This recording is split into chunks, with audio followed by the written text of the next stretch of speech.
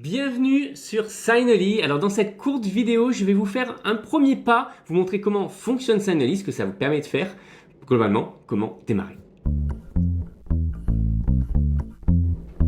Alors Signally, qu'est-ce que ça permet de faire? Ça permet de synchroniser les signatures, vos signatures et celles de toute votre entreprise à un seul et même endroit, et surtout de pouvoir gérer des composants de cette signature qui vont être dynamiques. Typiquement, si vous avez des événements, si vous avez des coordonnées qui sont spécifiques à chaque personne, etc., les réseaux sociaux, tout ça, ça va être centralisé et géré automatiquement par votre équipe RH, par vous, par votre secrétaire, par vous-même si vous voulez. Mais c'est facile, c'est uniquement sur app.signally.io. Donc c'est exactement là où nous allons aller pour l'instant. Hop, on se connecte directement. Donc si vous n'avez pas encore de compte, je vous invite à créer directement votre propre compte en allant sur inscription. Et là, je vous laisse remplir directement. Et voilà, une fois que vous avez saisi vos informations, vous cliquez sur s'inscrire simplement.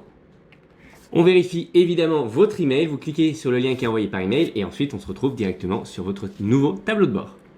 Et vous voici sur votre tableau de bord. Donc tout simplement, vous avez ici un formulaire d'onboarding. Il suffit de compléter votre profil. Donc mettez toutes les informations vous concernant et ensuite on va passer à vos équipes. Voilà, une fois que vous avez terminé de configurer les premiers éléments de votre entreprise, il y a un point qui est important qui va être quel est l'email de l'administrateur de votre gestion d'email.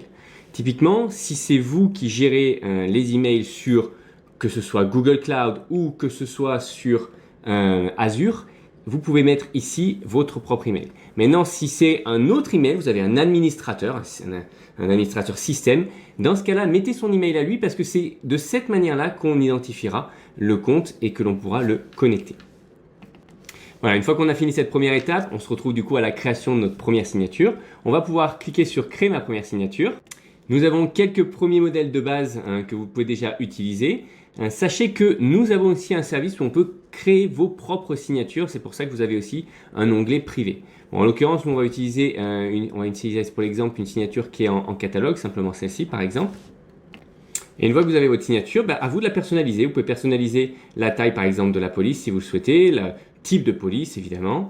On va pouvoir changer quelques couleurs si vous le souhaitez et ajouter des options. Typiquement, si vous voulez mettre un cordialement ou salutation ou ce que vous souhaitez, bien à vous, peu importe. On le met ici. On peut, voilà, pas mal de choses sont personnalisables et on va rajouter de temps plus de personnalisation dans les prochaines semaines et prochains mois. On a plein de demandes sur ce sujet-là, donc on a encore pas mal de choses à vous montrer. Dans les fonctionnalités clés, nous avons l'AV Card où on peut directement cliquer après sur le personnage ici pour télécharger les contacts directement dans son agenda. La prise de rendez-vous, on peut mettre un lien, que ce soit Calendly, You Can Book Me ou tous les autres sites de prise de rendez-vous. Disclaimer si vous voulez afficher quelque chose, etc., etc. Et pour la plupart des options, vous avez la capacité de changer typiquement la taille. Le disclaimer, vous pouvez changer la taille, l'espacement que vous pouvez avoir au-dessus. Certains l'utilisent pour mettre des citations, à vous de voir comment vous voulez l'utiliser.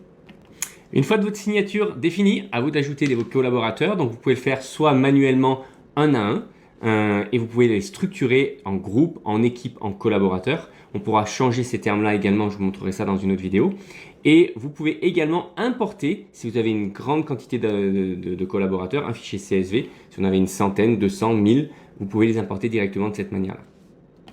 Si vous êtes plusieurs à vouloir gérer la gestion des emails dans votre entreprise, vous pouvez facilement changer le profil d'un nouvel utilisateur et le mettre en RH. De cette manière-là, il aura aussi accès à l'interface en tant qu'administrateur et pourra modifier autant de choses que vous. Et voilà, automatiquement, donc mon utilisateur va avoir la même signature que moi puisque pour l'instant, je n'ai créé qu'une seule signature, donc automatiquement, ils auront tous une signature. Les deux dernières étapes seront de créer un événement si on le souhaite. Donc un événement sera une bannière qui sera affichée et qui pourra potentiellement tourner suivant un calendrier sur l'ensemble des signatures de votre entreprise et évidemment la connexion directement à Office 360 ou à Google. Mais pour ça, je vous retrouve dans une prochaine vidéo.